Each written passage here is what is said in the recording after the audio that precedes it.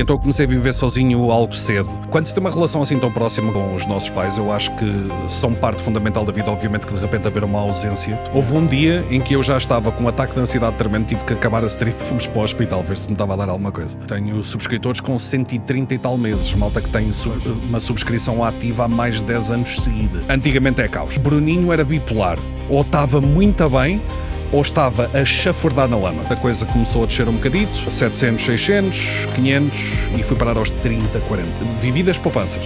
Acabei por não mudar de rumo porque a Gi não me deixou. Se é para a stream ir com caraças, pá, vai nos meus moldes. Para mim tu és o Rico Fazeres da Twitch. Está cansado de ver os seus amigos na Revolut ganharem 20 € só por gastarem 1 cêntimo no cartão? Agora você também pode, ao seguir os passos do link na descrição. E há mais! O seu cão comeu o cartão, bloqueie em segundos na app. Ainda a dividir contas com calculadora e discussões. Na Revolut, escolhe a despesa, escolhe os amigos e já está. Quer comprar destemidamente online? Cartões virtuais descartáveis, um uso e... Foi viajar e precisa estar online? O eSIM da Revolut é mais fácil ativar do que convencer os seus amigos a dividir a conta. Tudo isto e ainda ganha 20 € por gastar 1 cêntimo no cartão. De que está à espera? Link na descrição. Desculpem, vizinhos. Tens cá vizinhos, pois não? É assim, a gente trabalha aqui à volta, mas eu não sei o que isso é. Já há uma catrafada de anos, acho eu. Mas já dizem que sim. Yeah. Bem-vindo. Foi obrigado, assim uma introdução meio aleatória. Impacto é um prazer, a.k.a. também Bruno. Certo. Queres tratar por Bruno? É como preferis, honestamente. Bruno Impact. Antigamente fazia-me confusão o Bruno, por algum motivo. Acho que estava sempre rodeado de malta que só me conhecia como Impacto. Hoje né? em dia, Sabes que eu normalmente, se me tratarem pelo meu primeiro nome, eu não vou. Pois. Podes-me chamar na rua, certo. eu já não associo. É só Cardoso. É Cardoso. Se não esquece. Olha, mais uma vez, muito bem-vindo. Muito obrigado. Quero saber a tua história. Antes de mais, é a pergunta que eu faço a todos os convidados: que sítio é este? Que sítio? Porque é que estamos aqui? Estamos aqui porque é o sítio onde nós estamos a fazer streams neste momento. Um sítio um bocadinho mais recente. Estamos no estúdio que nós inaugurámos o ano passado. Vai fazer quase um aninho em setembro, se não me engano. E foi um estúdio que basicamente marcou também a passagem de fazer as coisas sempre em casa para ter um ambiente mais profissional e que nos ajudasse também a fazer a separação de casa-trabalho. Estás a ver? Sim. Que achámos que a certo ponto deixares o trabalho no trabalho e a casa ser casa. Certo. Exato. E não só isso, como lá está, sempre tive um bocadinho restrito em termos de espaço. E então o que acontecia era, acho que a nossa criatividade, a minha e a da Gi, é sempre um bocadinho moldada pelas circunstâncias. E estando num espaço destes, acho que surgem ideias que não surgiam antes, e acabou por ser saudável, pelo menos até agora. Podemos vir a cansar um bocadinho um do outro eventualmente, mas ela está com a ar chegada. Vais dormir. Devíamos ter uma câmara também apontada para ali. Vou receber dinossauros agora no correio. Mas é este o espacinho em que nós estamos neste momento. Tu estavas a falar dessa, pronto, onde tinhas o espaço em tua casa. Vamos falar um bocadinho do início da tua história, da tua infância. Aquela casa onde estás já fez parte da tua infância ou tu era que a casa dos teus pais? Explica um bocado para quem não sabe. Certo. Portanto, eu comecei ou seja, não foi nesta casa em que nós estamos a viver agora, era na casa anterior, e comecei lá porque, lá está, eu já vivia sozinho, que os meus pais emigraram quando eu era estava a sair da adolescência, e então eu comecei a viver sozinho algo cedo, e lá está, comecei lá nesse apartamento. Depois surgiu a oportunidade de vir para a casa em que nós estamos neste momento, que é algo pelo qual eu vou ser sempre agradecido, porque é um estado de privilégio enorme, porque o meu pai na altura tinha comprado a casa porque seria a casa de sonho dele, no fundo, o apartamento de sonho dele, e na altura teve a oportunidade de sair de cá, no fundo, e estava a trabalhar já em Londres, e como a casa estava vazia, acabámos por fazer a passagem para lá. E como tínhamos um quarto adicional, porque no apartamento antigo não tínhamos, estávamos a fazer tudo na sala, não havia propriamente espaço comum, aqui tivemos a oportunidade de dedicar um espaço da casa mesmo para a stream. Só que era um espaço relativamente pequeno, no fundo. Eu tinha, por exemplo, uma secretária, as prateleiras tens atrás de ti e pouco espaço tinha para mexer na cadeira. Portanto, batias logo com a... E foram umas coisas abaixo. LEDs, por exemplo, fartaram-se. Em cima, já alguma vez te caiu alguma coisa a meio da stream? Em cima... eu acho que não, tirando cacetadas que possam ou não levar de forma, sei lá, amigável ou não, acho que por acaso nunca me caiu nada em cima, felizmente. Até porque eu nunca pendurei grande coisa, tirando ali ali vai-me cair alguma coisa em cima. Perdeste aí uma boa forma de views, mano, de ter view de clipes. Então, metias coisas em cima, metias um jarro. Certo. Estás a ver? Eu acho que estares aqui vai-me ser muito produtivo no futuro, porque eu agora tenho espaço para fazer estas cenas. Só que tenho ali uma pessoa, imagina, eu podia não querer fazer isto, mas eu tenho ali uma pessoa que claramente vai aproveitar algumas das tuas ideias. Claro, metes uma cordinha no jarro, ela puxa, pum, clipes, mano. Clipes. Estávamos a falar aqui que tu foste viver. Não, isso é quando estás chateados, ela manda-te um jarro em cima. Estávamos a falar da tua infância, ou seja, tu quando estavas a sair da tua adolescência, começaste a viver sozinho. Como é que foi o Bruno antes disso? Como é que era a vida familiar? Como é que era a tua vida escolar? Como é que era isso tudo? Olha, quando era muito miúdo e quando os meus pais ainda estavam juntos, vivemos aqui numa zona de Aveiro, aliás, mais na periferia, que era a Zurva, eu tive uma infância extremamente feliz. Honestamente, os meus pais sempre me trataram muitíssimo bem, sempre foram extremamente queridos, mesmo quando eventualmente se separaram. Eles tiveram um acordo que eu raramente via pais a ter, que era pelo bem-estar do nosso filho, vamos nos manter amigos o máximo possível, e continuaram-se a dar, e acho que isso me ajudou bastante em termos de estabilidade mental e emocional. Portanto, apesar de ter acontecido isso, acho que sempre tive uma infância, mesmo uma adolescência extremamente positivas.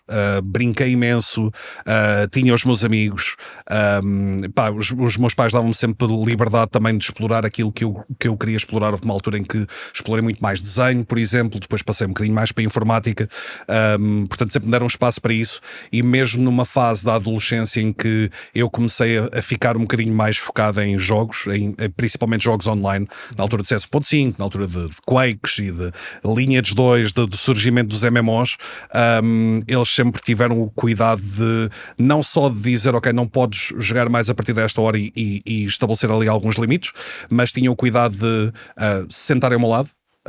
E lembro, por exemplo, da minha mãe, sentava-se muitas vezes ao meu lado, tentava perceber o jogo, com quem é que eu jogava, em silêncio muitas vezes, fazia uma outra questão. Ok, está fixe, já sei que ele com este jogo e com esta malta está perfeitamente ok, portanto dava-me também liberdade para explorar jogos nesse sentido. E o meu pai, quando eu comecei a ir, por exemplo, a eventos, foi o meu pai que me levava aos eventos e que fazia questão de estar lá a torcer também, portanto sempre foram espetaculares. Como estudante, honestamente, vamos dizer, até ao 7º ano, sempre fui aluno de notas máximas, e depois comecei-me a desleixar um bocadinho e deixar de ir às aulas, mas continuei a passar sem estudar. Só que... Mas o que é que foi o switch de... Não sei, acho que foi alguma motivação, suponho, e não te sei dizer ao certo o porquê. Eu acho que teve algo a ver também com a maneira como eu me dava com os meus colegas de turma, e malta da escola não era propriamente a mais porreira.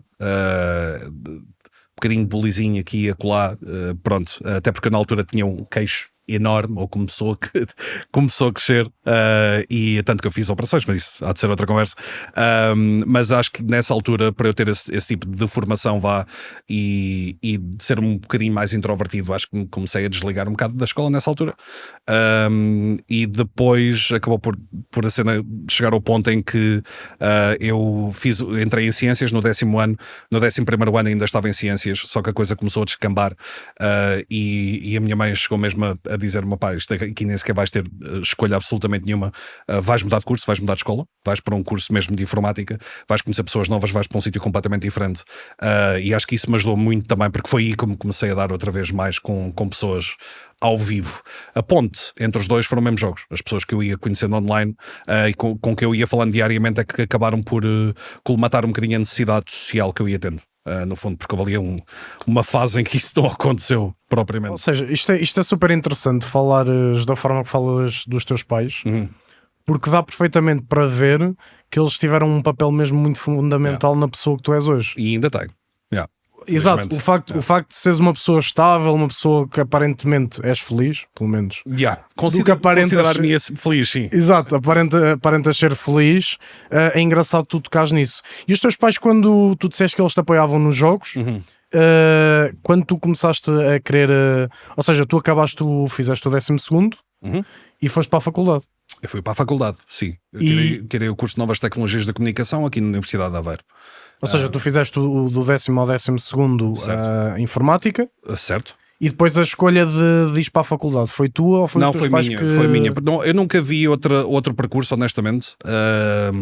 Até porque na altura o meu foco também ainda estava em design, ou seja, sempre tive aquela veia muito artística, mas também tinha informática, e honestamente qualquer coisa relacionada com multimédia parecia-me bastante interessante. Daí Novas Tecnologias da Comunicação. O que eu não estava à espera é que depois a componente da comunicação, de Novas Tecnologias da Comunicação, se tornasse algo que me fizesse apaixonar tanto como eu era por informática, por artes. Mas isso acabou por acontecer e fiz o curso. Depois tentei também, estive em dois mestrados, não acabei nenhum, que foi edição audiovisual, e estive também no mestrado de marketing.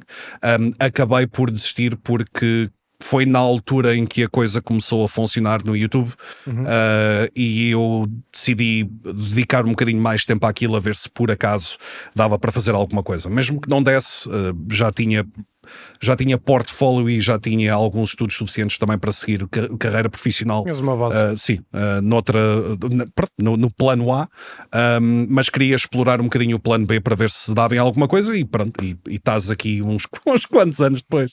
Colocando aqui datas nos eventos, quando é que começaste a criação de conteúdo? Ora bem, eu entrei na universidade em 2007. Infelizmente estive 2 anos adicionais a fazer Novas Tecnologias da Comunicação, porque gestão de empresas era uma cena que não me assistia. Então foram 2 anos a mais. Foi uma cadeira específica. Foi gestão de empresas. Nesses 2 anos eu comecei a fazer alguma coisa, porque eu já jogava League of Legends competitivamente, e então lá está, comecei a fazer uns vídeos a explicar momentos do jogo com infográficos e por aí fora, e a coisa começou a desenrolar um bocadinho a partir daí, suponho, ou seja, estamos a falar de 2010, 2011, e depois nessa altura comecei a fazer conteúdos para outras plataformas, para a minha plataforma, e a experimentar também na altura com On3D, com Justin TV e depois com Twitch. A Justin TV, que era primórdio da Twitch, sim. Tu o conteúdo que fazias, pelo menos do que eu sei, não era em português. Não era em português, não. Eu streamei em inglês até 2000 e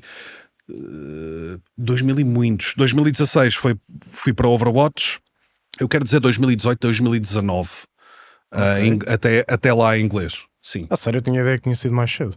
Até 2018, 19. Sim, foi na altura. Foi pré-pandemia. Eu acho que foi pré-pandemia, claro. Sim. Mas foi assim tão perto. Eu acho que só comecei a mudar para português na altura em que comecei a jogar um bocadinho mais Fortnite, porque senti que não tinha outro remédio. E eu acho que isso foi por volta de 2017, 2018 até. Foi entre esses 2 anos. Não te consigo dizer especificamente, mas foi por aí.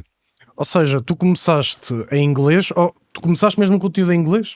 Eu comecei mesmo com conteúdo em inglês. O primeiro conteúdo que fizeste foi em inglês? É assim, mais profissionalmente foi em inglês, mas as primeiras streams que eu alguma vez fiz foram em português. Ok, Os mas VODs já lá estão muito longínquos. A ser inglês? Era a exposição? Era o quê? Repara, na altura eu já achei que aquilo que eu estava a tentar fazer era demasiado nicho, quanto mais a fazer em português. Achei que ia demorar alguns anos até haver uma comunidade portuguesa grande o suficiente para justificar fazer aquilo em português. Atenção, não a criação de conteúdo no geral, mas a stream em particular. A criação de conteúdo para o YouTube era em inglês por uma questão de exposição. Ok. E era uma questão de exposição, mas não era só isso também.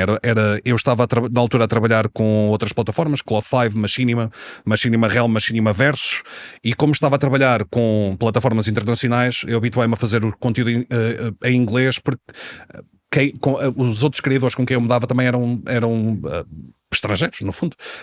E então começámos a dar todos e a fazer conteúdo juntos, e então fazia sentido o inglês para YouTube, pelo menos na altura. Explica-me isso eu lembro-me da Machinima, sei que era era gigante, era das mais conhecidas, se não a mais conhecida.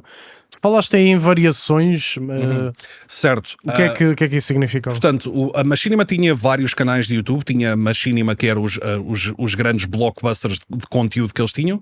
Tinhas Machinima Realm, que eram projetos com um bocadinho menos budget, mas com devido destaque também. E depois tinhas Machinima Versus, que era muito mais focado em jogos competitivos. Ou seja, guias, cenas desse género. Qualquer jogo que fosse mais competitivo, havia um grupo de criadores que eram contratados para fazer conteúdo semanal, por exemplo, para o canal. E todos contribuíamos, no fundo. Okay. Ou seja, haviam conteúdos diários a sair no Machinima Versus, e cada criador tinha responsabilidade, por exemplo, do conteúdo de League of Legends de segunda-feira, terça-feira, quarta-feira, quinta-feira, sexta-feira, e depois rodava também para outros jogos. É um bocadinho como fazem agora algumas empresas que contratam malta para fazer streams nos canais deles e representar a marca. Ok. Faz sentido, olha, não sabia que nessa altura já havia essas ligações todas. Na altura, se calhar até foi isso que te até puxou perceber que aquilo podia virar mesmo um trabalho. Porque lá está, mesmo na altura, os valores que estávamos a falar que estavam no contrato com a Machinima eram valores que se calhar hoje em dia em Portugal ainda não se praticam. Então era empolgante sentir que estava nesse universo. Mas estamos a falar que falavas em inglês, não certo. É normal, tipo, até o próprio AdSense e essas plataformas de pagamento é drasticamente diferente. Que é isso, cara, está, que isso também é uma das curiosidades que eu tenho, que vamos já lá, que é o facto dessa diferença monetária não ter... Porque tu mudaste, sei que tu mudaste numa altura em que até tinhas boas visualizações de inglês para Estava português. Começar a voltar a ter visualizações em condições, porque eu passei por uma fase um bocadinho complicada. Exato, vamos já aí. Eu queria te fazer uma pergunta, voltando aqui um bocadinho atrás, pegando aqui um bocadinho na tua adolescência e o facto de ter ido viver sozinho. Quais é que foram as maiores dificuldades que sentiste nessa altura? Porque se eras adolescente, tinhas 15, 16, estamos a falar do final da adolescência, 17, 18. Pronto, mesmo assim ainda eras um miúdo, ainda eras muito novo. Quais é que foram as dificuldades? Tu estavas habituado a estar com os teus pais quando tu foste viver sozinho, desculpa se me passou, mas tu quando foste viver sozinho eles já estavam separados? Já estavam separados. Ou seja, tu andavas de casa em casa? Não, ou seja, a maneira como isto era gerido era, eu ficava com a minha mãe, mas sempre que o meu pai queria... Íamos sair, íamos a algum lado. A tal questão amigável que tu falaste, sim. Não foi preciso andar... Não foi preciso absolutamente nada desse género. Foi sempre muito livre e espontânea vontade. Pronto. Mas a minha casa principal foi com a minha mãe durante muitos anos. O meu pai emigrou primeiro, portanto tive que me habituar a essa ausência, e depois, quando a minha mãe também saiu de cá, aí sim, pronto, tive que reajustar um bocadinho. Que idade é que o teu pai o meu pai saiu do país? O meu pai... Vamos dizer que está em Londres, vai fazer 19 anos. Ou seja, tinhas tu... Para quem não sabe, que idade é que tens agora? Eu tenho 20 e 17. Exato. Ou seja, tenho idade para não usar boné, mas aqui estamos nós. Pronto, ok. Ou seja, tu tinhas que à volta de quê? 13, 14? Não, tinha um bocadinho mais. Façam as contas. 18 anos, acho. Acho que 18 anos. Ok. Posso estar enganado. Quando ele foi... Sim. Ou seja, tu foste viver sozinho. Sim, foi mais ou menos nessa altura. Sim. Eu pensava, ok. Sim. Então, ou seja, e quais é que foram as dificuldades que tu sentiste nessa altura? Foi honestamente só a questão de em primeiro lugar, de perder ali Quando se tem uma relação assim tão próxima com os nossos pais, eu acho que são parte fundamental da vida. Obviamente que de repente haver uma ausência é estranho. E são pessoas com as quais eu continuo a contar muito até o dia de hoje, felizmente, e foi um pouco essa a questão. Quando a minha mãe saiu e eu deixei de ter a minha mãe ali em casa, obviamente, houve alguns hábitos que eu tive que mudar um bocadinho, tive que me tornar um bocadinho mais independente também, obviamente, lavar a minha roupinha, meter as coisas a secar. Nunca fui fã de passar a roupa a ferro, usava Os teus aquelas... pais nunca te faziam... Nunca te obrigavam a fazer lidas domésticas? Não, a minha mãe tentava incentivar, mas não me obrigavam propriamente. E eu também aprendi por mim mesmo rapidamente. Não que hoje em dia agi e reparo muito nisso em casa, como é óbvio. Mas sim, habituei-me a isso de forma relativamente rápida. Ou seja, nunca fui muito fã, por exemplo, passar a roupa a ferro. Usava aquele truquezinho do cabide, metia as coisas num cabide enquanto ainda estavam, tinham acabadas de secar, e pendurava-as durante um diazinho, que aquilo havia de ir lá. Pronto, foi um bocadito isso. Mas de resto... Pronto, ias para a rua e já está. E ficava feito. E ficava feito. Mas tirando isso, sim, tive que me reabituar a isso tudo, obviamente, pagar as minhas continhas também. Portanto, houve uma certa necessidade. Os teus pais não deram suporte financeiro nesse sentido? Deram-me um suporte inicial, mas tive que começar a levar a certo momento também. Portanto, com os trabalhinhos extra ia sempre dando algum jeito. Mas sim, mas eles não me deixaram desamparado nem pois nem é, tipo, agora fica aí. Nem de longe, não. Ou seja, a dificuldade que tiveste foi mais numa questão de adaptação e mais um choque de realidade, mas não foi um choque de realidade que foste abandonado. Certo. Ok, certo. Estamos aqui, mas também tens de começar a crescer. Sim, atenção, quando eu digo que sempre tive até agora num estado de privilégio, é admitido, e eu sei que tive, porque não é qualquer pessoa que tem a sorte de repente, ok, ter ali uma casa por onde pode viver, e em que os pais, mesmo não estando cá, conseguem apoiar financeiramente, não o suficiente para eu fazer a vida que quisesse, mas o suficiente para eu me manter saudável, mas para me dar aquele toquezinho adicional do tens que ir fazer mais alguma coisa. Sabes que tens que crescer. Eu, apesar de concordar que eu acho que a tua sorte mesmo teve no apoio dos teus pais, no sentido emocional. Eu acho que às vezes há pessoas que não dão tipo valor suficiente a isso, que é, eu vejo não, mas às vezes ouço casos que a malta gostava de fazer X ou Y. Eu achei super, super interessante tu dizes, olha, meti-me no desenho, depois nos jogos, e os teus pais, ok, só queriam perceber se tu realmente estavas bem a fazer isso ou se estavas a ser influenciado mas atenção, de forma negativa. Quando esta questão da criação do conteúdo surgiu, obviamente que houve preocupação do lado deles, e houve uma preocupação que durou ali um anito ou dois, até eles verem que a coisa realmente tinha estabilizado e que fazia sentido. Começaste essa... ou seja, a sério, a ganhar alguns troquitos, eu acho que foi em 2011, com Machinima. Comecei na Twitch em 2012. Eu acho que na Machinima, por acaso, comecei em 2012 também. Acho que foi tudo mais ou menos ao mesmo tempo. Ou seja, a profissionalização da coisa. E eles aí estavam um bocado de pé atrás. Um bocadinho de pé atrás. Porque lá está, é uma área nova, é uma profissão que não existia. Se é que se lhe podia chamar profissão, se é que ainda se lhe pode chamar profissão hoje em dia. Eu diria que sim. Claro. Nós no início estávamos a brincar, isto dá trabalho. Certo, e bastante. Mas lá está. Houve preocupação e se não houvesse essa preocupação, olhando um bocadinho para trás, se essa preocupação não tivesse existido, eu se calhar também me tinha desleixado mais, e em segundo lugar, se calhar também era um mau indício de que os meus pais não estavam muito importados. Exato. Portanto, eles preocuparem-se na altura e perguntarem várias vezes se estava tudo bem, se estava tudo estável, e irem-se mantendo atentos, acho que é algo que eu hoje em dia continuo a agradecer bastante. E achas que essa almofada financeira que te pudessem dar fez com que quisesse arriscar mais, ou era-te indiferente? Não, o meu objetivo rapidamente tornou-se em dizer adeus à almofada financeira o mais rapidamente possível. Bom. Foi assim que eu comecei a ver que a coisa estava minimamente estável, assim que eu cheguei à parceria com a Twitch, o meu primeiro foco foi tenho que arranjar aqui maneira de dizer aos meus pais, não é preciso mais absolutamente nada. E foi isso que fiz, no fundo. Tu pegaste na zona de... Ou seja, tu procuraste o desconforto. Certo. Tu não, ou seja, não ficaste só, entre aspas, a coçá-los? Não, porque isto é uma opinião que eu já tenho há uma catrafada de tempo. Eu acho que o desconforto nos fortalece. Porque sem o desconforto, sem sermos... sem nos confrontarmos com cenas menos confortáveis, sem sairmos da nossa zona de conforto, no fundo é o cerne da questão, nós não evoluímos, não vemos que há capacidade para fazer mais ou diferente, não há necessidade disso. E se não há necessidade, estagnamos. E estagnar é uma coisa que a ideia não me agrada muito. Não só em termos profissionais, em termos de como pessoa. Não é uma coisa que me interessa muito. Portanto, eu procurei isso. Sim, procurei sair o mais rapidamente dessa zona de conforto.Anda porque eu achei que ia melhorar com isso, ia ficar mais forte com isso. Sim, mas tendo em conta a idade que tinhas, já ter esse pensamento, porque é normal uma pessoa que tenha nos seus 18, 20, até 25, aí consigo perceber. Agora, com a idade que tinhas, teres essa mentalidade, já é... Achas que foi incutida pelos teus pais essa mentalidade ou simplesmente faz parte de ti?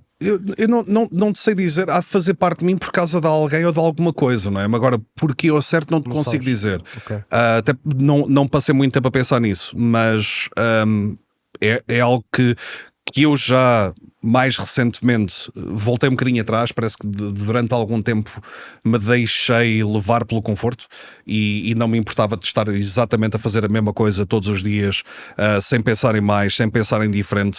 E eu passei assim alguns aninhos, 2 ou 3 aninhos ali pelo meio, mas acho que aquela mentalidade que eu tinha inicialmente foi uma mentalidade a que eu voltei nos últimos anos e que honestamente não quero largar outra vez. Pois, porque era aqui também que eu queria chegar com a conversa, que é o facto de tu teres mudado de onde fazias streams para aqui.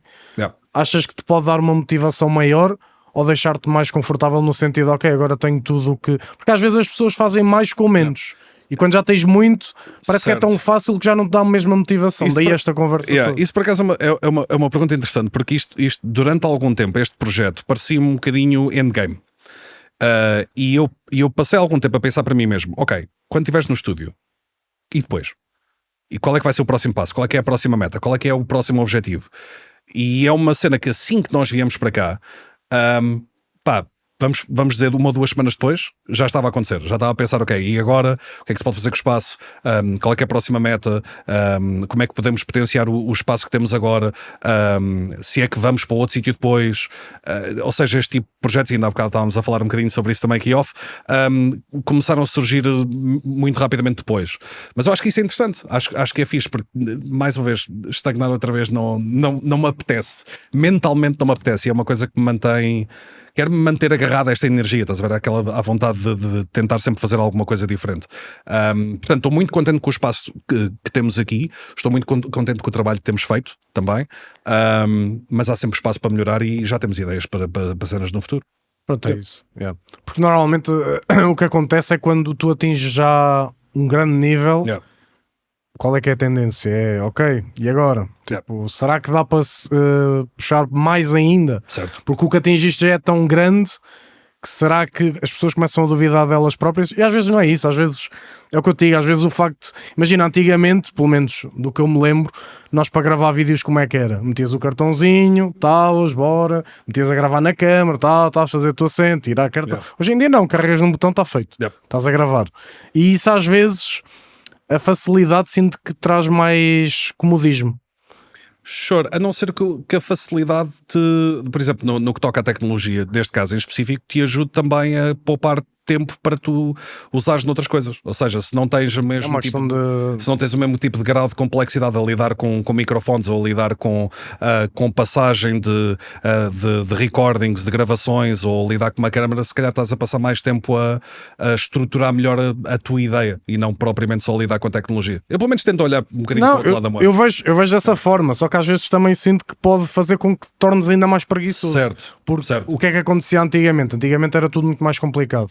Hoje em dia as pessoas, querendo ou não, estão mais preguiçosas. Às vezes, sei lá, tenho de ir ali à mercearia, vou levar o carro, por exemplo. Porque estás tipo a 5 minutos a pé, percebes? Manda vir, porque é que não... Percebes? Eu sou muito culpado disto eu sou culpado. Ela está ali atrás a dizer... Mas é natural, ou seja, não é uma coisa negativa, é a sociedade em que estamos inseridos hoje em dia, é que tudo é muito mais facilitado e tornas-te automaticamente mais preguiçoso. Tu queres saber notícias, agarras no telemóvel. Acho que é mais fácil de entrares pelo comodismo e pela preguiça, mas lá está, é algo que se tu batalhares contra isso, quanto muito até te ajuda-te a ter tempo para outras coisas que também são importantes e que se calhar não tinhas tempo antes. E até podemos ver isto noutra perspectiva. Tu antes estavas em casa, agora estás num sítio específico que é para trabalhar.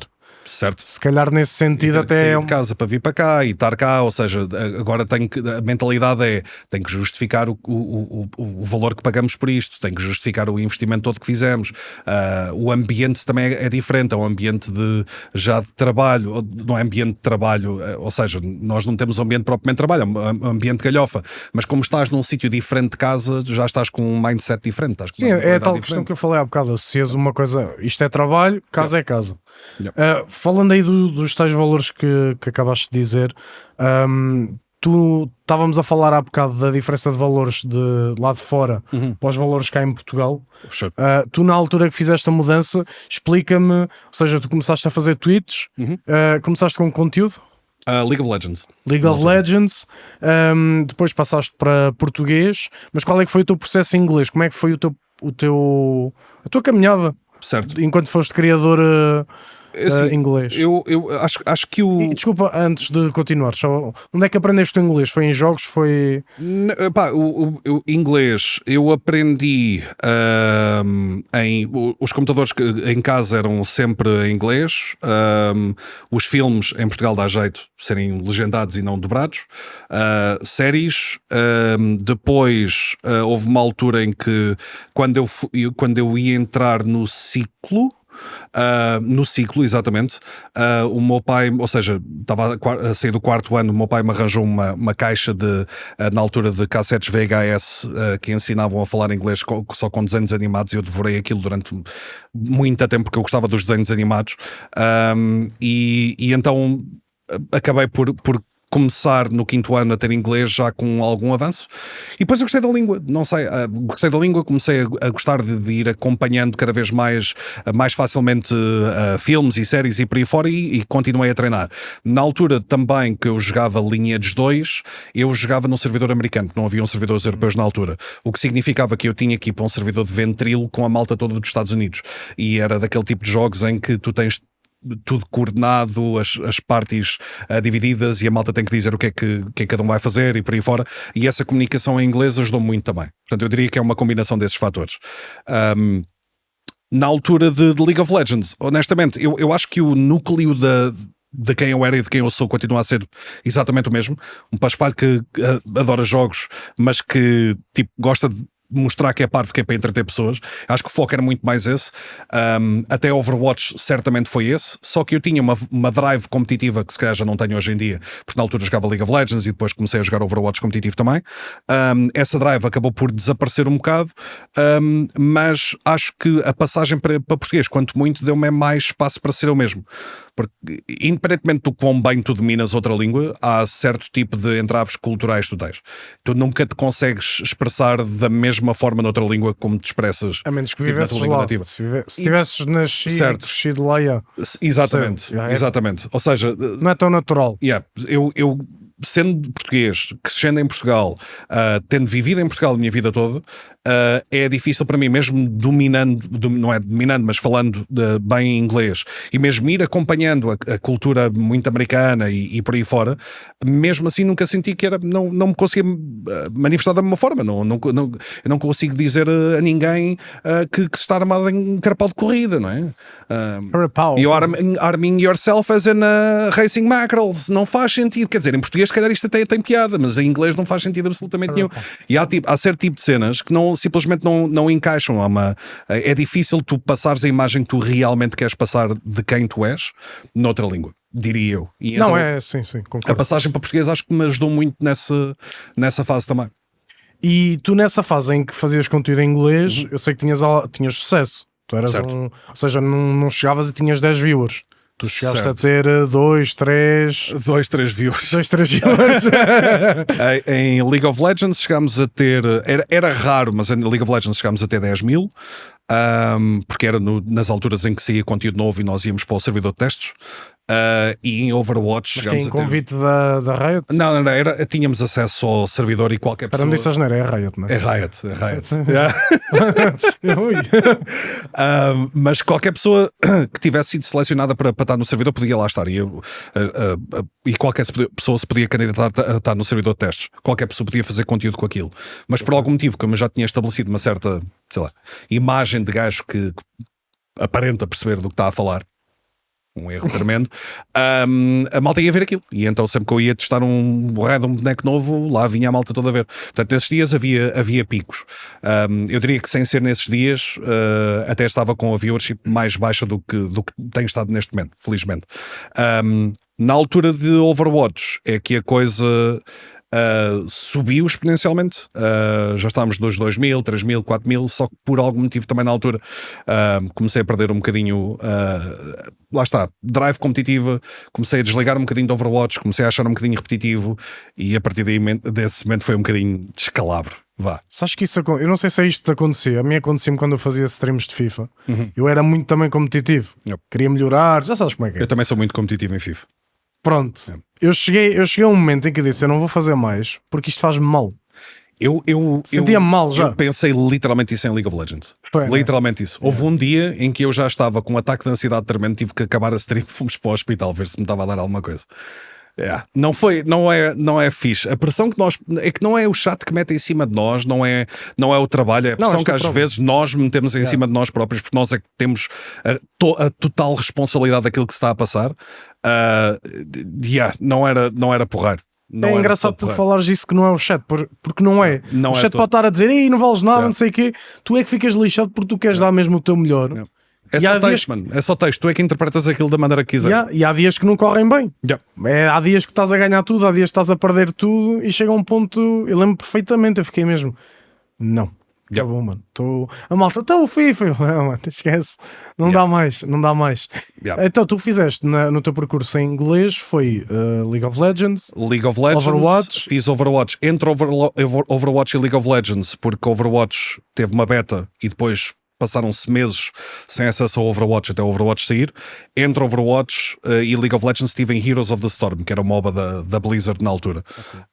Que por acaso até foi uma sugestão que a Jim deu, testar Heroes of the Storm. Porquê? Porque era da forma que eu podia tentar introduzir a malta de League of Legends através do género MOBA à comunidade Blizzard, e por outro lado podia-me introduzir a mim mesmo à comunidade Blizzard através de algo que eu já percebia mais, que era MOBA. E então Heroes of the Storm curiosamente correu bastante bem na altura, e depois fizemos a passagem para Overwatch. Tu já nessa altura pensavas assim tão estrategicamente? Sim. Sentavas-te e pensavas: olha, se eu fizer isto mais isto? Sim. Okay. É algo que no início dos inícios não, mas 2 anos depois de ter começado isto foi algo que se tornou fulcral, honestamente. Achas que é um dos grandes fatores para o teu sucesso?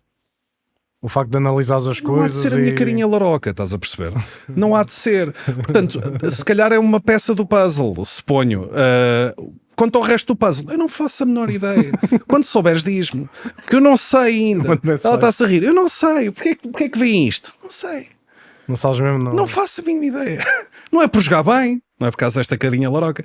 É assim, há uma possibilidade de eu ser um bronco à frente da câmara, ser parvo, e a malta gostar disso. Sabes que a perspectiva... Eu não vejo muito tweets, sou honesto. Já houve uma altura que via. Eu por acaso vejo muito menos hoje em dia também. Não me puxa já. Se for a ver, geralmente é malta lá fora, e já nem isso. Porque eu sempre me acostumei a ver conteúdo mais lá fora. Gostava, não sei. Porque aqui em Portugal também não há tanta possibilidade de investimento, não há tanta coisa que se possa fazer, é normal. E a imagem que a tua stream passa a tua stream é muito agradável, e acho que isso pode acontecer a várias pessoas, não sei, mas é muito agradável estar-se a ouvir. Esse é um dos mas focos. não é aquele tipo de minimizar. Está literalmente num ecrã aberto, porque há aquelas que é minimizar e está-se bem. Certo. A tua não, é tipo. E depois quando te dá assim uma cena, oi, o que aconteceu? E é que olhas para o ecrã. Mas não é aquela perspectiva de este gajo é um asiado ou um. Às vezes. Olha, eu comentei isso com a Gi quando falei com ela, que é: para mim tu és o Rico Fazeres da Twitch. É. Isso é um elogio do caraças, pá. Não, para mim é. Tipo, quero ver algum jogo, quero estar numa vibe assim descontraída. Estás lá tu para mim és o rico da Twitch, mano. E isso ora está, é um elogio, como é óbvio. E dorme, e eu vou-te responder isto da seguinte forma, no que toca ao segredo para o sucesso. Eu não sei o segredo mais uma vez, um bocadinho de humor pelo meio, mas eu acho que o molde que arranjei ao longo deste tempo acaba por funcionar bem. E o molde é exatamente esse. É juntar um bocadinho de novidades de videojogos, palhaçada, mas ter sempre em consideração que eu estou a acompanhar pessoas, ou quero acompanhar pessoas que estão no trabalho, estão a estudar, estão ocupadas e que precisam de, ou querem ali um pouco de companhia, e quero-lhes dar também um porto seguro. Ou seja, ser um espaço que, através da paixão pelos videojogos ou pelo interesse pelos videojogos, a malta se consiga, distrair um pouco das outras cenas que nos afastam, e que para isso já temos 30 mil canais mesmo de televisão que ajudam a fazer. Quero ter ali um porto seguro para a malta e quero que a malta se sinta confortável lá e que esse stream lhes faça companhia. No fundo é um bocadinho isto. Acho que esse molde funciona bem e acho que as pequenas ferramentas que nós vamos buscando para executar essa ideia funcionam bem. E no fundo é um bocadinho isto. Acho que a escolha de horário também ajuda, mas lá está isto. A escolha de horário também. Só para quem não sabe, tu é das 9 às 4. Eu faço das 9 às 4, sim. Às vezes posso começar um bocadinho mais tarde, também posso acabar um bocadinho mais tarde, mas no fundo é um bocadinho isso. E o objetivo também é esse: é acompanhar, e por isso é que temos os horários que temos, que é acompanhar a malta que está num dia normal, laboral, e ir acompanhando a malta enquanto fazem, seja o que for. Trabalho, viagens, estudo. Sim, onde quer que estejam, ou seja, e tu tens malta que com jeitinho já está lá há imensos anos, desde que começaste. Eu tenho subscritores com 130 e tal meses, malta que tem uma subscrição ativa há mais de 10 anos portanto, seguidos. Portanto, é um bocadinho parvo. Criaste amizade com alguns deles, não? Já bastantes, por acaso. Já bastantes. Que era uma coisa que no início eu tinha um bocadinho de receio, que era quando nós nos primeiros anos fizemos alguns meetings, porque nós tínhamos um escritório aqui em Aveiro em que era eu, a Gigi, o Mousassa e o Pips a streamar, e então nós chegámos a fazer um meeting entre os quatro e trazíamos as nossas comunidades para interagirmos com a malta e tudo mais. Eu no início estava um bocadinho receoso, mas honestamente acho que foi das melhores coisas que nós fizemos na altura, porque associar uma cara a nomes que são tipo regulares é super interessante e para todos os efeitos tu estás a dar parte de ti e a partilhar parte de tipo, aquilo, no meu caso, aquilo que é a minha paixão também. Se eles se identificam com isso, probabilidade de se calhar ser alguém com o qual tu te identifiques também, se calhar um bocadinho mais alta do que se conheces alguém no meio da rua, né? Portanto, dando espaço a isso, de criar-nos algumas amizades. Isso é muito giro, o que tu disseste de às vezes a pessoa aparece, sim, não sei o quê, eu sou o PT Gamer, não sei, não. E tu o quê? Ficas, é muito engraçado porque é a tal questão, tu às vezes, querendo ou não, tu crias uma imagem de como é que poderá ser a pessoa pela forma que ela fala. Certo. Porque tu tens vários tipos de pessoal que escreve na Twitch. Tens aquela malta mais séria, tens a malta mais brincalhona. A malta que está sempre a escrever com caps lock ligado, por exemplo. Ou seja, é fixe depois associares essa forma de ser, e às vezes nem tem nada a ver com o que tu achavas que eram. Certo. Isso acho que é a magia da... Não, é giro, honestamente é giro. Acho que é a malta que tem espaço para isso, porque há conteúdos e há conteúdos muito mais polarizantes em que se calhar isso não vai ser tão possível, mas acho que se a malta tem possibilidade de o fazer, se tem uma comunidade ali tipicamente porreira e bem compacta, acho que faz. Eu acho que o teu conteúdo é se calhar dos conteúdos e a forma como o fazes que é mais, não é fácil, mas é mais, como é que se diz, propício a criar uma família ali. Não é aquele conteúdo rápido, sabes? Não é aquele conteúdo de consumo rápido, é um conteúdo que tu fazes das 9 às 4 que é regular a nível de estilo, e isso também se calhar justifica um bocado as tuas médias, pelo menos quando eu vejo as tuas médias, andam sempre, são muito consistentes. Eu sei que tu podes estar a jogar, sei lá, um GTA para jogar qual é que estavas a falar? Era o Poop Killer. Poop Killer. Um jogo, pronto, há bocado estamos a falar, e que se calhar nem desce, nem sobe, e continuas ali. E isso... Há sempre algumas flutuações, mas há ali uma core audience muito fiel, vamos essas dizer. Flutuações, principalmente em comunidades como a tua, sinto que é mesmo geral. Ou seja, eu às vezes tenho pessoas que, pronto, também fazem tweets e dizem: "Ei, a minha média está bué de abaixo este mês." A primeira coisa que tu tens de ver não é olhar para ti, vê no geral como é que está a Twitch. Se tu vês toda a gente com números mais baixos, é porque nesse dia a Twitch não está tão bem. Só ver um dia, se calhar é um dia que correu mal. Essa é a parte porreira também, fazer isto há tanto tempo. Há certo tipo de padrões de comportamento que tu vais reparando ao longo dos anos, e tu já estás, há um mês antes, já estás a dizer: ok, ali na segunda semana de julho a coisa vai afundar e provavelmente volta um bocadito, tipo no início de agosto, depois afunda outra vez e só volta a estabilizar no final de setembro. Isso é típico, isso é completamente normal. A partir do momento que tu tens a tua audiência, ou a audiência-alvo delineada, tu sabes quais é que são os comportamentos gerais. Ou seja, se eu tenho a minha audiência na média tem 30 a 35 anos, é normal que muitos deles tenham família, então é normal que se calhar durante o verão os miúdos não têm escola, por exemplo, passem muito mais tempo com eles, tenham muito menos tempo a investir em stream, o que é completamente normal.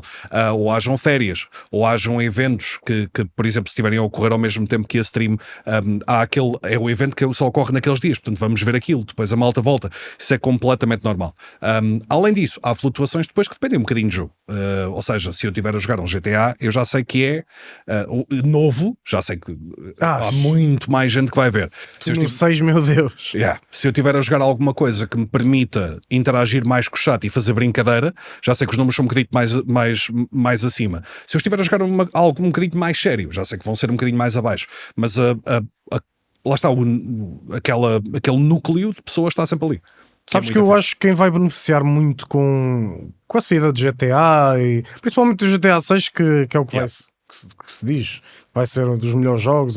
2 mil milhões de investimento tem que ser ali. Pois, eu não sei, sabes que é um bocado polémica, mas eu não gostei não gostei, fiquei desiludido com o 5. Ok. Porque eu gostei muito do San Andreas, gostei muito do 4, e para mim o 5 não teve o sentimento dos outros. Não sei se é por estar mais velho. Eu entendo. Eu não sou grande fã de GTA, para dizer franco. Ou seja, eu jogo e gosto, mas não é aquele jogo que me deixa: ai meu Deus, outro GTA. Não, eu estou mais entusiasmado para a saída de GTA 6 porque sei que a malta vai gostar de ver aquilo na stream. Eu estou mais entusiasmado para ver a reação da malta a GTA do que para jogar GTA. É um bocadinho isto. Acho que para streams vai ser giro, principalmente numa altura em que se calhar estamos numa fase em que o conteúdo mais visto na Twitch é muito ou político ou in real life. Desculpa. Ou político. Isso acontece sempre. Todos. Ainda por cima sou um trapalhão.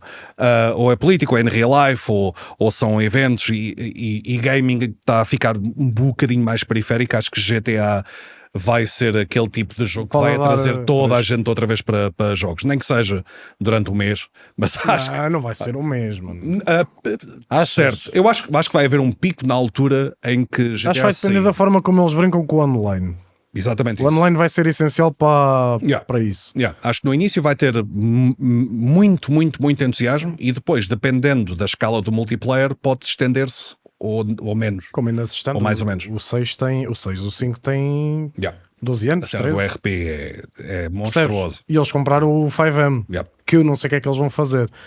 Mas era isso que eu te estava a dizer. Eu acho que quem vai beneficiar muito com o hype, por exemplo, do GTA 6 ou desses jogos assim maiores, és tu, por exemplo, porque tu já tens o público base. Não é pessoas, por exemplo, olha, como eu, que faço streams que não é regular, olha, quando vai calhando, que a malta quer ver o impacto, a ver aquele jogo. Ou seja, tu já tens aquela base, acrescentas mais malta que vem para ver o jogo. Tu aí, eu acho que essas é as alturas perfeitas para conseguires mais regulares. Certo. Eu acho que não é questão de...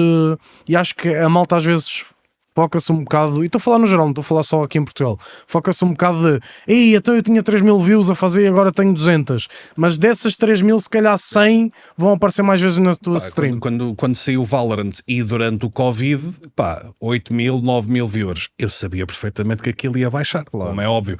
Agora, tu não te podes convencer a ti mesmo que essas ondas de repente se vão manter firmes e irtas para sempre. Não é assim que...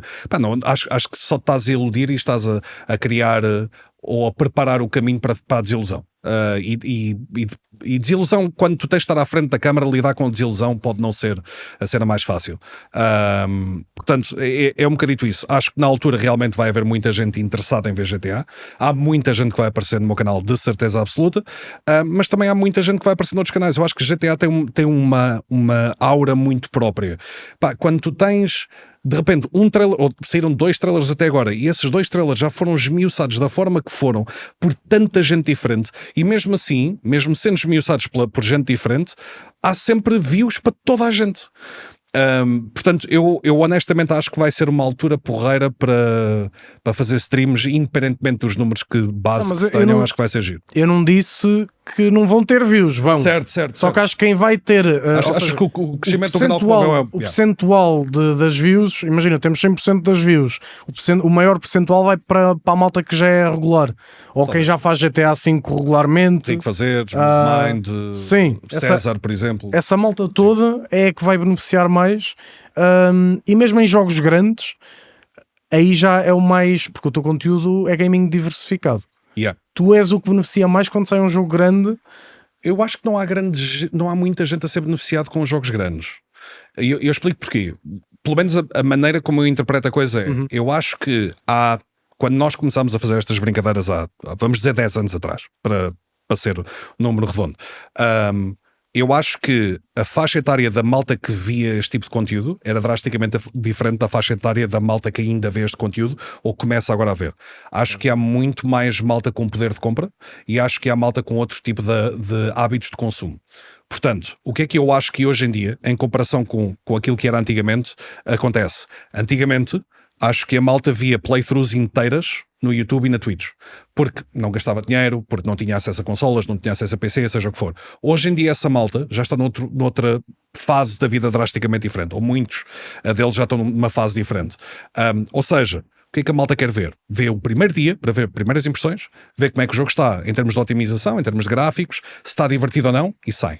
Porque assim não há spoiler. Assim vão eles comprar o jogo, jogam eles. Sim. Ou seja, eu acho que em termos de lançamentos grandes, o primeiro dia, ou um dia de Early Access, por exemplo, em que seja o dia em que a malta pode ir ver o jogo a ser jogado, pedir opiniões em direto antes de comprar, eu acho que esse dia é sempre muito giro. Fora disso, tipicamente eu acho que jogos grandes já não trazem o mesmo tipo de interesse. Isso é uma boa perspectiva, a questão de não levar spoiler. Eu por acaso faço isso, Agora que falas, eu por exemplo, eu não vou ver conteúdo do GTA 6. Pronto. Quer dizer, não vou, depende, porque eu vou jogar no PC e aquilo só vai sair passado 1 ano ou 2. Pois. Se calhar até vou, mas se fosse uma questão de sair no próprio dia, e mesmo assim, quando tu dizes para ver se o jogo é bom, acho que há jogos que as pessoas compram na mesma. Claro, GTA. O GTA é um deles. Assassin's Creed da malta nem sequer, muita gente me pediu opinião, mas há muita gente que compra sempre Assassin's Creed, compra sempre Call of Duty, compra sempre EAFC. Portanto, não há a mesma necessidade de pedir críticas. Até consegues dizer EAFC? Eu estou muito preso na cena do FIFA. Porque eu digo EAFC porque sempre que eu digo FIFA o meu chat dá-me na cabeça. A sério? Portanto, com razão, com razão. Eu sou o gajo dos jogos, tenho que dizer. Eles agora não ia dizer que a 2K vai comprar provavelmente a licença disso, vamos ver. FIFA. Pois. Vamos ver. Eu gostava que o FL fizesse um bom trabalho, que era, se houvesse um jogo. O jogo está razoável até. Mas se fosse realmente bom, se passar a fase do razoável e free to play, eu gostava de ver o que é que a 2K e a EA depois faziam. Vão manter o jogo a custar uma pipa de massa todos os anos? E obrigar-te a comprar cartas outra vez todos os anos? Fica a dica. Eu gostava que o FL fosse isso. Olha, pegando aqui um bocado nas variações de números e estávamos a falar do teu percurso em inglês, como é que tu lidaste ou como é que lidavas quando os números estavam mais em baixo? Tendo em conta que não tinhas a experiência que tens hoje. Mal. honestamente, dava demasiado overthink à coisa. Ou seja, houve aqui alguma coisa. Hoje em dia, quando eu vejo números a baixar, há todo um processo de ok, em primeiro lugar, eu não vejo números enquanto estou em direto, vejo depois da stream, só para ter uma noção, e vejo os gráficos. Yeah. Mas durante a stream não gosto de ver, porque sinto que se houver muita gente a ver, o meu entusiasmo passa para um nível em que não costuma estar, e se estiver bué pouca gente, eu fico desiludido. Ou seja, eu tento manter-me sempre no mesmo registro, porque assim, se vierem pessoas novas a ver a stream, ao menos estão habituadas àquele registro e sabem o que é que podem contar no dia a seguir. Ou seja, no dia a seguir não voltam à espera de uma coisa e saem de lá desiludidos. Portanto, tento manter a cena. Por isso eu não vejo mesmo view count enquanto estou live. Fora da stream, eu vejo e tenho todo um processo primeiro de descompressão da stream, em que volto a ajustar níveis de energia, respiro fundo. Pá, são 30 minutinhos e depois penso, ok, deixa ver stats, ok, estou o pico aqui, houve uma queda aqui, porquê, o que é que eu estava a jogar, que altura do ano é, que jogo é que é, há mais alguém live ao mesmo tempo, está a haver algum evento, tento fazer o equilíbrio todo. Há dias em que eu saio daqui, por exemplo, e penso, aquilo de certeza que não correu bem. E depois vou ver as stats à procura especificamente de momentos certos da stream para ver o que é que aconteceu, só para saber se algo encaixa, se não encaixa, por aí fora. Antigamente, caos. Antigamente é caos. Tentava pensar estrategicamente, sempre tentei. Quociente emocional para lidar com dias menos bons, esquece. Bruninho era bipolar. Ou estava muito bem, ou estava a chafurdar na lama. Um bocadinho isto. Não era assim tanto, mas era um bom bocado. Alguns dias era. E deixava que a ansiedade chegasse, deixava-me ficar muito ansioso, ficava super preocupado quando tinha dias que podiam ter números muito altos, mas eu tinha que dar performance naqueles dias. Por exemplo, os dias de placements de League of Legends. Era um inferno a preparar-me para aqueles dias. Porque eu sei que aquilo sei que era um dia em que podia potencialmente subir imensos números. Porque era um dia que, lá está, que me podia validar. Mas lidava com isso muito a mal, honestamente. E então quando a coisa começou a cair depois do Overwatch, no início lidei mesmo muito a mal. Mas que números é que estamos a falar depois do Overwatch? Tu estavas com que números no Overwatch? No Overwatch eu cheguei a estar nos 3.000, 4.000. Depois a coisa começou a descer um bocadito. 700, 600, 500 e fui parar aos 30, 40. Durante 3 anos. Para aí. Tu estiveste nos 30, 40 durante 3 anos? Yeah. Ok. A bater mal. A bater mal. E conseguias viver disso, não é mesmo? Vivi das poupanças. Pois. Honestamente, vivi das poupanças todas que tinha na altura. Foi nessa altura também que me juntei ao projeto da RTP Arena, o RTP Arena Magazine, porque a Gi também nessa altura também estava a estudar em Lisboa, então era uma forma de eu ir a Lisboa, estar com ela, e sempre aprendi alguma coisa, porque para todos os efeitos estás a trabalhar com televisão, estás a trabalhar noutro patamar e com outro tipo de exigência. Mas eu achei que aquilo inglês. Eu aí já, ou seja, na RTP Arena Magazine estava a falar português. Sim, claro. Antes, eu por acaso não sei se ainda estava a falar, eu acho que ainda estava a falar inglês. Em stream, acho. Não, porque imagina, na minha cabeça não faz muito sentido eles convidarem alguém que está a fazer conteúdo em inglês. Quais é que eram os conteúdos que fazias nessa altura para a Magazine? Era sobre jogos? Era apresentar o programa, no fundo, e depois era falar das novidades, de notícias, de jogadores, de organizações. Não é engraçado eles considerarem um perfil que está a fazer conteúdo para o estrangeiro. Eu posso já estar a falar, eu se calhar já estava a falar português quando fui para lá, eu não tenho a certeza, não consigo mesmo dizer a 100%.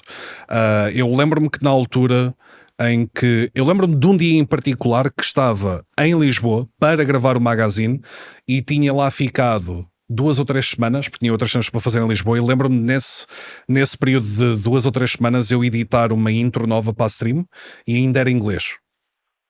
Portanto, por isso é que eu estou um bocadinho confuso. Sim. Pronto. E essa altura, no entanto, para a stream foi terrível. Terrível mesmo. E honestamente acabei por não mudar de rumo porque a Gi não me deixou, honestamente. E foi na altura em que eu pensei para mim mesmo também, Se é para ir ao charco, se é para a stream ir com caraças, vai nos meus moldes. Caguei. Vai nos meus moldes. E foi na altura em que borrifei em só streamar um jogo, passei a streamar vários jogos, o que me apetecia, comecei a falar em inglês, português, e mudei drasticamente o meu à vontade à frente da câmara também, até porque a RTP também na altura ajudou, e foi a partir desse momento que a coisa começou outra vez a subir, no fundo.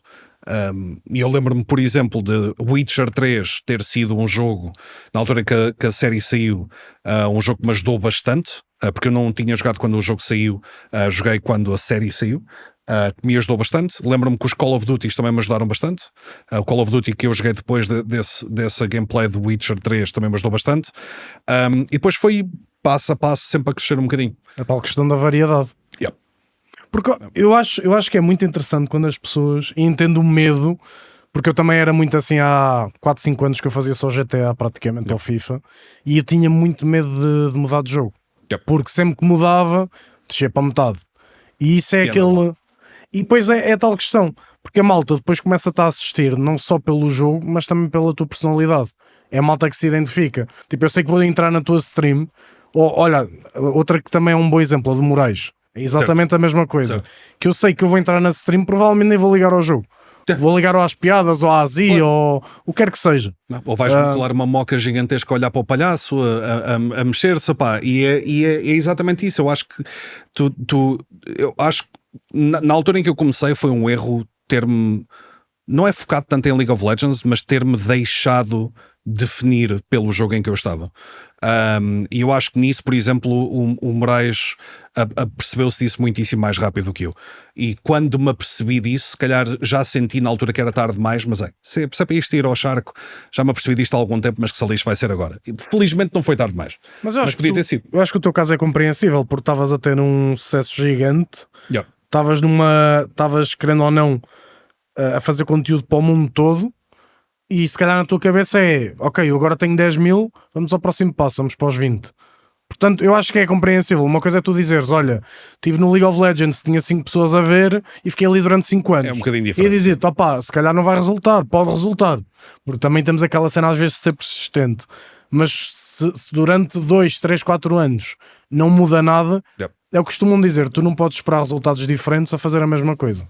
Certo, e há uma coisa que eu acho que é muito importante que eu aprendi com isto, que é nada se mantém constante durante muito tempo no que toca à criação de conteúdo.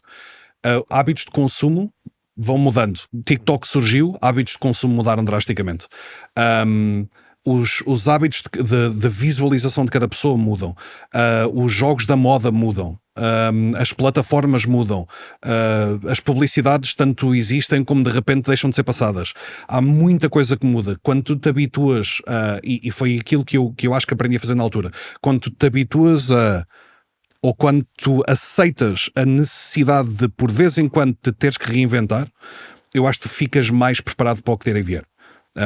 E acho que tornas um criador um bocadito mais consistente, porque tu admites a necessidade de reinvenção e admites que tens que estar atento aos sinais. E é um bocadinho isto, não ficar demasiado preso a um tipo de identidade, I guess. Se tu fores ao YouTube, tu tens vários criadores de conteúdo que fizeram exatamente isso. Que tinham um conteúdo que era o main deles e de repente tiveram que mudar. Porque se não mudavam, e isso, eu acho que isso ainda dá mais valor ao que tu estás a fazer, que é o facto de estarmos na era de TikTok e teres as médias que tens. E aí eu estou a fazer streams em vez de estar a fazer short. Por isso é que eu também, por isso é que eu digo, o Rico também é igual, a malta que viu este podcast é grande a cena, porque estamos numa altura em que é clipes. Eu não faço clipes. Eu no início estava com essa ideia, desisti dessa ideia, por vários fatores, mas a mim até me dá uma felicidade enorme, claro, ver que ainda existe tanta gente que quer ver conteúdo, long form content. E bem. Não sei porquê. E bem. Não, foi para a câmara mesmo, para eles. E bem. Rijo, mais nada. Porque, querendo ou não, eu já disse isto noutros podcasts, eu acho que é este tipo de conteúdo que cria também uma ligação com o criador. Eu não tenho, eu às vezes quero aprender alguma coisa, ponho-me a ver shorts, eu nem vejo TikTok, é mesmo shorts, que é a mesma coisa, mas é no YouTube. E eu vou-te ser honesto, eu estou ali a passar e estou farto disto, vou começar a ver daqueles que eu já tenho uma ligação e aprender com eles. Não te consegues ligar a malta com a mesma facilidade em conteúdo rápido, de rápido consumo. É fast food aquilo, mano. É fast food. Eu pessoalmente, é assim, eu posso gostar de ir a uma cadeia de fast food, mas se calhar não me sinto identificado com aquilo da mesma forma que me identifico, por exemplo, com um restaurante. Estás a ver? Porque é diferente, não O feeling é? é diferente. Yeah. Mas olha, deste aí uma boa perspectiva. O feeling é diferente quando vais a uma cadeia de fast food do que quando vais a um restaurante. Yep. Pelo menos para mim é sempre diferente. Certo. Posso ter ido 100 vezes à fast food e só uma vez ao restaurante. Mas é diferente. O contacto é diferente. E até podia ter ido 100 vezes ao restaurante e só uma vez ao fast food, que a fast food é tipo, estou lá para comer, bora, não sei o quê. Yep. O restaurante é uma cena mais, mais familiar, mais caseira. Certo, tu vais consumir conteúdo TikTok porque estás em doom scrolling ou porque estás aborrecido ou seja o que for. Tu dedicas tempo a ver um conteúdo do YouTube porque tu já gostas da pessoa, gostas da opinião, gostas daquilo que a pessoa faz. Se calhar vais ver um conteúdo de uma stream durante 6, 7, 8 horas porque realmente te identificas com aquilo que está a ser falado, com aquilo que está a ser dito, com a imagem, com o que é, entendes? Com a comunidade e acho que lá está, enquanto que streams em Portugal, por exemplo, não chegam propriamente a números de muitos vídeos, por exemplo, ou TikToks principalmente, certo? Mas a ligação que tu crias com as pessoas que te seguem é drasticamente diferente. Drasticamente. Sem dúvida. E isso, agora que falaste nos números do TikTok, há vídeos, mano, que é 1 milhão, 2, 3 assim. É absurdo, é absurdo. Avançando aqui um bocadinho, pronto, tu passaste para o conteúdo em português, começaste com Fortnite? Ou... Eu mudei para português, se não me engano foi com Fortnite, na altura em que eu comecei a jogar um bocadinho mais. Foi Season 2? Já não me lembro certo. Mas foi mais ou menos aí. Eu comecei a fazer a cena um bocadinho em inglês, português, um bocadinho em inglês, português. Comecei a ver que mais... O famoso título de PT /N. Exatamente. Pá, e aquilo estava a funcionar. Cada vez mais malta portuguesa no chat. E eu nunca disse propriamente adeus ao inglês. Ainda hoje em dia, por exemplo, se me aparece malta a falar inglês no chat, eu respondo em inglês. Sim. Só que a malta portuguesa de repente encontrou ali um canal em que, espera lá, podemos dominar aqui o chat, e então dominaram o raio do chat e a partir desse momento eu deixo que o chat controle a língua que eu vou falando. Obviamente que se me pedirem para falar polaco, as palavras que vão sair da minha boca não vão ser muito bonitas porque eu só conheço 2 e não são agradáveis. Mas de resto, de inglês e português eu posso Olha, fica aqui um desafio para o teu chat. Yeah. Quando este podcast sair, a próxima stream que vocês virem, falem só em inglês. Façam isso. Vamos fazer uma stream em inglês. Pá, podemos tentar. É uma cena gira. Há relativamente pouco tempo deu, só depois o que é que acontece no meu chat? Imagina, estávamos a fazer uma stream para um evento de um jogo que vai sair, chamado Crosswind.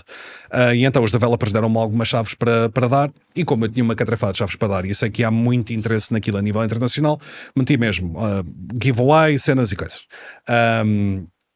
Quando a malta entrou, havia muita gente a falar inglês. Mas o que é que os portugueses resolveram fazer no chat? Em vez de estarem a falar português, começaram a falar o inglês completamente partido ao meio. Não é?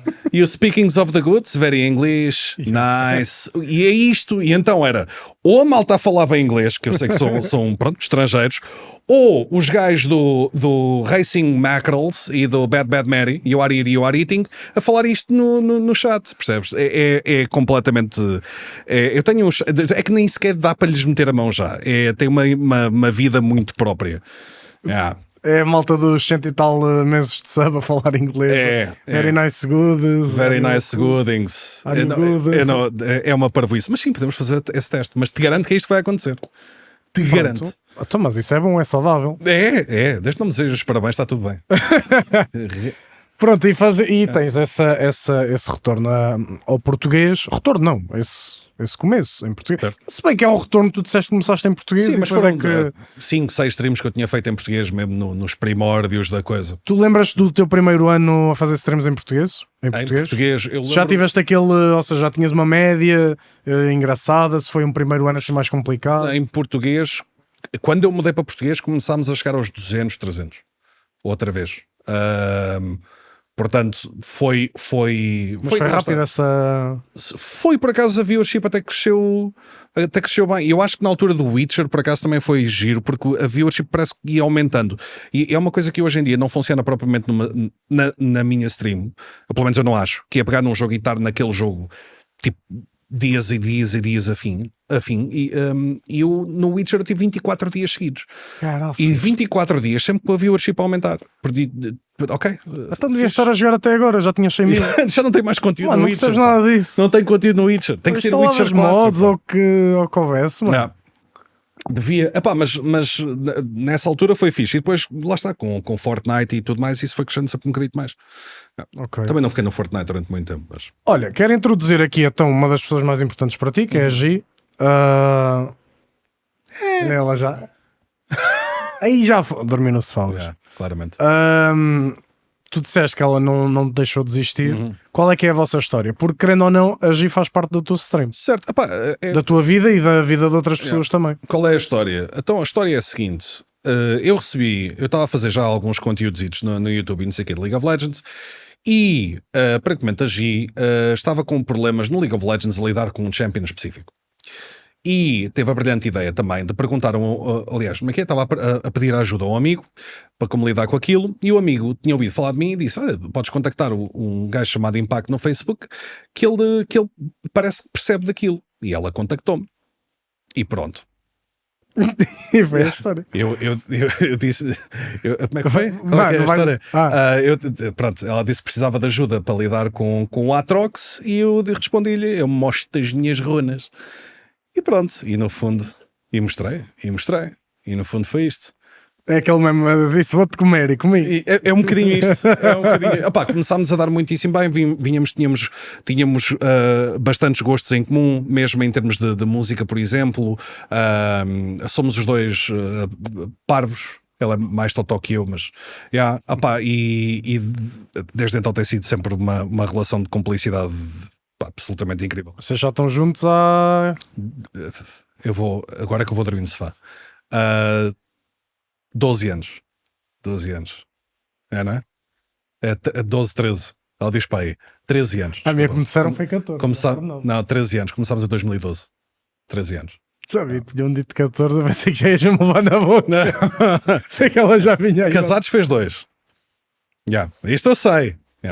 E imagina, como é óbvio, teve uma grande importância no teu percurso, mas como é que foi, ou seja, como é que foi introduzires a Gi na tua vida, na criação de conteúdo, na tua stream? Ela não aparecia logo desde o início. Não. Ou seja, como é que isto a nível de privacidade, como é que fizeste isso? É assim, inicialmente desenrolou-se. Vou tentar resumir isto um bocadinho. Que é, nós tínhamos a tal apartamento, o início, e fazemos tudo na sala. Nessa altura, ela começou a fazer algumas streams também, e tínhamos o Mousassa também a fazer algumas streams lá. Então juntávamos todos e tínhamos os 2 PCs em cima da mesa da sala, e eu tinha o PC encostado à janela. E fazíamos os 3 streams. Depois de algum tempo, e cada um no seu canal. Depois de algum tempo arranjámos o escritório, aqui em Aveiro, e então fomos os 3 mais o Pips para lá. E apesar de fazermos conteúdo sempre diferente uns dos outros, havia, por exemplo, uma câmarazita também, mais ou menos como aquela ali de cima, que mostrava como é que estava a exposição toda. Ou seja, assumíamos muita presença uns dos outros, apesar do canal ser nosso. Portanto, a malta foi conhecendo o pessoal que já estava a streamar comigo também, e a Gi também. Depois disso, quando saímos do escritório, eu acabei por ser o único que continuou. E depois de algum tempo, a Gi também teve a estudar marketing em Lisboa, esteve a trabalhar no L. Clark, e acabou por surgir aqui a oportunidade porque eu claramente precisava de alguém para trabalhar comigo. Surgiu a oportunidade de nos juntarmos os dois ao mesmo projeto. Quando ela estava a estudar em Lisboa, ficaram o quê? Longe? Ficámos 3 aninhos? Sim, 3 anos. Sim. Como é que foi essa altura? Não foi. Vocês já namoravam há quanto tempo? Há alguns anos também. Estou eu e contas. Estou muito a mal. Mas namorámos há uns 5, 6. Ok, já tinham algo mais Sim. assim bastante Mas não foi propriamente agradável, né? Não foi propriamente agradável, só que era algo que ela queria muito e é na boa. E então lá está com a cena da RTP Arena, sempre dava para estar com ela todos os fins de semana. E depois, pronto, férias vinha até cá e de vez em quando também vinha até à Aveiro também matar saudades de família e amigos. E foi um bocadito isso, não foi Já propriamente. pensaste que se ela nunca tivesse tido problema lá com o Champion? As coisas são mesmo engraçadas. Não, eu por acaso. É que nem foi tipo uma cena de conheceste no chat ou não, foi um amigo dela que por acaso te conhecia. Imagina, ele podia nunca te conhecer também, podia não ver as tuas streams ou... Certo. Mas, há uma catrafada de coincidências que depois têm ramificações interessantes, de facto. Tu podias não estar aqui, porque não, querendo ou não, foi ela que também puxou por ti. Certo, definitivamente. Eu estava a fazer outra coisa qualquer. E ela, havia melhor pessoa que era ela para responder isto, mas assumo que tu também saibas, senão qualquer coisa lá vem ali. Porquê é que achas que ela fez com que não desistisses? Porquê é que achas que ela acreditava? Ou seja, tu estavas numa fase em que estavas há 3 anos com essa viewership baixa, estavas a esgotar as tuas poupanças todas. O que é que achas que... O que é que a fez fazer com que te incentivasse a não desistires? Foi porque tu gostavas? Não, foi porquê? O que ela me disse foi que não me deixava desistir porque via que eu gostava realmente daquilo e porque via que eu tinha jeito para aquilo. Portanto, não me ia deixar desistir. Que fizesse as reinvenções que quisesse, mas que não me ia deixar desistir sem mais luta, no fundo. E eu acho que ela já teve um ou outro momento meu em que, sei lá, me surge uma ideia porreira quando estou um bocadinho encostado à parede e não sei se ela não estava com alguma esperança que isso acontecesse, mas verdade seja dita, não estava aqui se não tivesse sido pronto, não a pressão, mas a força dela. E pronto, vocês tiveram casamento.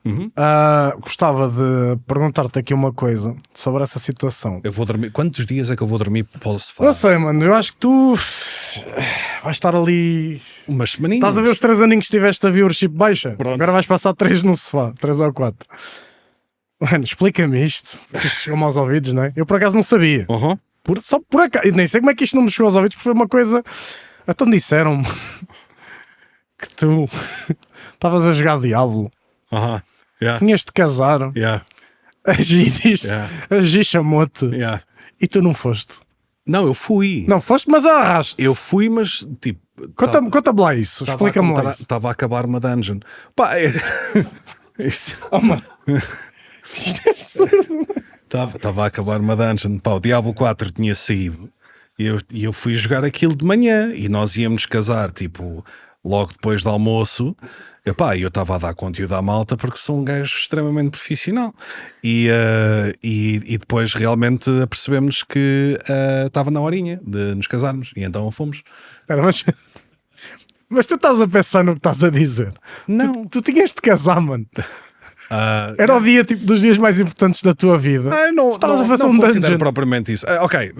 Pronto, não considero propriamente isso. Porquê? Porque eu acho que dos momentos mais importantes que nós tivemos juntos e da minha vida são outros dias que não o dia de casamento. O dia de casamento para mim é um bocadinho mais formalidade, porque acho que as vezes que podíamos provar que estamos bem juntos ao longo dos anos, cada vez que uma situação dessas surge, nós portanto não seria o ato de casar em si. Eu tenho uma visão um bocadinho pouco romântica do ato do casamento. Pode ter alguma coisa a ver com o historial dos meus pais ou não sei. Tenho uma visão romântica sobre a união de duas pessoas, mas não necessariamente através de assinar o papel. Obviamente que é uma história gira na mesma, e obviamente nos casámos na mesma, e obviamente gostei muito da mesma, e que foi um dia muito gira, até porque depois fomos celebrar com cerveja e bifanas. Não meteste o ecrã de Be Right Back e depois apareces na stream. Não voltei para olha, já está, bora. Agora continua o dungeon. Fomos de facto casarmos, assinarmos o documento, e depois há aqui uma feira em Aveiro, que é a Feira de Março, estava a decorrer. Portanto, olha, a Feira de Março, estive lá. Pronto, é giro, fomos até à Feira de Março, mamámos umas jolas, mamámos umas jolas e comemos um pica-pau e umas bifanas. E foi um dia bem agradável. E depois celebrámos com as famílias também. Ou seja, mas foi super. O casamento, o facto de que estavas a falar que não acreditas muito na. Não é não acreditar, ou seja, para mim pessoalmente, o assinar o papel nunca Sim, não muda nada. Certo. É só uma forma oficial. Entendo, no entanto, a maneira mais romântica como grande parte das pessoas olha para o casamento. Sim, para vocês o casamento não era sobre a festa, era sobre oficialmente estamos casados. É um bocadito isso. Também sou um bocado assim. Depois, em termos de IRS, também dá jeito. Portanto, é verdade. Por acaso, eu também partilho dessa. Também não acho que o casamento vá mudar alguma coisa no sentido de. Porque, mano, eu já vi. Tu tens o exemplo dos teus pais, eu tenho o exemplo de pessoas que eu conheci que se casaram, que namoravam há anos e anos, e passado um mês ou dois já acabou. Eu ouvi umas quantas histórias dessas. Mas fico um bocado de pé atrás em ter essa festa toda, porque, não sei. Também acho que fiquei um bocado. Lá está. Sabes como nós nunca tivemos aquela cena de. Nunca pensámos, tipo, alguma coisa vai mudar. Nem ela, nem eu. Portanto, por que não? Estás a ver? E continua tudo exatamente igual. A única diferença é que eu agora tenho uma aliança no dedo. E não é só... sim. Estás a ver? É um bocadinho... E o IRS. Não, uma das vantagens que eu ouvi falar é, por exemplo, oxalá nunca aconteça, mas se fores para o hospital, ela tem prioridade para desligar a máquina. Certo. Ou seja, ainda estás contente com a tua decisão, não é? E não só, agora com a quantidade de vezes que, por exemplo, a malta fica sem médico de família também ajuda, por exemplo, tu estás casado com alguém, tem médico de família e por aí fora. Há alguns benefícios. Há alguns benefícios. Já passaram 2 anos do casamento e... Não, está tudo calmo. A única cena é tipo, tu nunca... Isso é ainda menos romântico do que eu. Tu estás a dizer, vou-me casar porque isto tem benefício X, Y, Z. A malta não está propriamente a pensar nos benefícios fiscais ou seja o que for que pode ter por se casar. Não, porque acho que tu chegas a um ponto da relação em que, mesmo vocês não tendo assinado os papéis, vocês já estão casados. Sim. Já se sentem casados, ou seja, faz todo o sentido, tendo em conta esses benefícios, fazerem-no, porque não? Sim. Lá está, era algo que fazia sentido também, portanto obviamente que foi um dia super porreiro na mesma. Agora se tivesse a pensar lá, nos melhores dias que já tive com hoje, não estaria propriamente no meu top 3, por exemplo, mas ao menos esse dungeon ficou... A dungeon ficou feita. A dungeon ficou feita. O problema é que eu depois cheguei em Endgame e não gostei de Diablo 4, mas pronto, eu gostei muito de ver o meu chat na altura. Sai do jogo, vai-te casar. Sai do jogo, vai-te casar. Sai do jogo, vai-te casar. Isso vai ser uma história engraçada, filhos. Estás a pensar ter... Não faz parte dos nossos planos, pelo menos para já. Okay. Não faz propriamente parte dos planos. Pode vir mais uma vez, somos todos bichinhos de circunstância. A circunstância mudando, podemos vir a reavaliar. Para já, não faz parte dos planos. Sabes que eu acho que há pessoas que... não estou a dizer que têm filhos, mas às vezes sinto que as pessoas se sentem pressionadas socialmente para os ter. Eu já ouvi várias más justificações, a meu ver, para se ter filhos, e eu simplesmente só... espera, quero ouvir uma. Como assim? Más justificações? Preciso de alguém que tome conta de mim quando eu for para o lar. Ou quando eu ficar muito velha, preciso mesmo de alguém que tome conta de mim sem eu ter que lhe pagar. Vou-lhes dar uma novidade, isso não é garantia. Certo, mas estás a ver, isto são cenas que eu já ouvi, e faz-me um bocadinho de confusão. Se eu vou trazer alguém para este mundo, que seja com isso é um motivo um bocado egoísta, se pensares nisso. Pois, que seja com a segurança de saber que a pessoa, que o cachopo ou a cachopa vai ser amado e que vai ter pelo menos a sua vida assegurada até 18 anos e que lhe consigo dar tudo o que é necessário. Portanto, até sentir isso, até estar numa circunstância diferente, acho que não mudo propriamente mindset, mas pode vir a acontecer. Sim, claro. Quantas vezes, às vezes é a maturidade ou é isso a circunstância? Eu tenho 20 e 17 anos, mas eu continuo a ser um puto. Eu sinto-me um puto. Fisicamente um bocadinho menos, principalmente quando vai chover. Se vai chover amanhã... Vai-te o joelho? Tirando isso, sou um puto. Veste a fazer isto para a vida toda? Esta é a resposta mais rápida que eu te podia dar hoje. Honestamente, sim. Santos vai estar aí com 60 anos a curti-las, a jogar Diablo 10, a renovar os votos de casamento e a dizer espera aí. Porque não? Eu não me vejo. Eu vejo-me a fazer mais coisas em simultâneo. Vejo-me com mais projetos, mais cenas diferentes. Vejo-me com muito isso. Agora, não vejo um futuro em que streaming não faça parte daquilo que eu faço. Quando falas em projetos, é projetos dentro da criação de conteúdo ou já fora? Projetos dentro da criação de conteúdo. Uma outra ideia que eu gostava de expandir um bocadinho. Gostava de estar um bocadinho mais por dentro do desenvolvimento de videojogos, por exemplo, um bocadinho mais hands-on. Não sei de que forma é que podia ser minimamente útil para o processo, mas gostava de estar um bocadinho mais por dentro também, um bocadinho mais ativo nesse sentido. Mas lá está. Temos outras ideias também, tenho outras ideias, há muita coisa. Eu ouvi alguém a dar uma workshop há uns anos valentes que dizia: tu podes ter um sonho, mas nunca te mantenhas demasiado focado no teu sonho, porque por vezes, enquanto estás a caminhar nesse percurso, há uns caminhos perpendiculares que te podem aparecer pelo meio, que se calhar até te levam por um caminho mais ousado e mais interessante do que aquele que estavas a idealizar no início. Eu tento manter isso um bocadinho em mente, que é: vou com a corrente, vou fazendo cenas que me vêm à cabeça, que eu acho que são empolgantes, e consoante as possibilidades, aquilo que for aparecendo. Já mandei água, graças.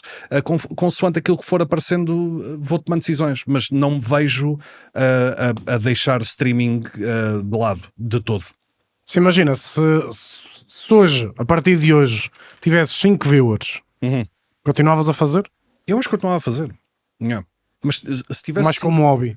Mas se tivesse 5 viewers também hoje em dia, eu tinha que fazer muita asneira, muita cagada mesmo. Mas podia acontecer. Ou se calhar já tinha deixado a cena da criação de conteúdo principal por algum motivo.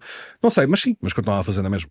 Porque eu acho que enquanto estiver vivo vou sempre gostar de jogar e vou gostar sempre de manter fiel à minha parvoíce. Estás a ver? Não quero deixar isso de lado. Não quero ser alguém que de repente diz: tenho 37 anos, já tenho idade para me comportar como um homenzinho. Não gosto propriamente da ideia. Eu acho que podemos ficar jovens o tempo que quisermos e podemos continuar. E somos uns miúdos até o tempo que quisermos, até a idade que queremos, obviamente com responsabilidades diferentes e tudo mais. Mas eu não quero deixar isso. Não quero deixar essa mentalidade. Nem quero deixar de jogar. Portanto, que melhor maneira de conciliar as duas cenas do que continuar a fazer esta estupidez que eu faço há tanto tempo. Olha, Bruno, fico contente. Obrigado por teres aceito o convite. Obrigado pelo convite. Gostei muito da conversa. É isso. Malta. Eu também. Vemo-nos no próximo. Portem-se bem. Sim, senhor. Menino, obrigado. Obrigado, meu padre. Estamos a todos falados, não estamos?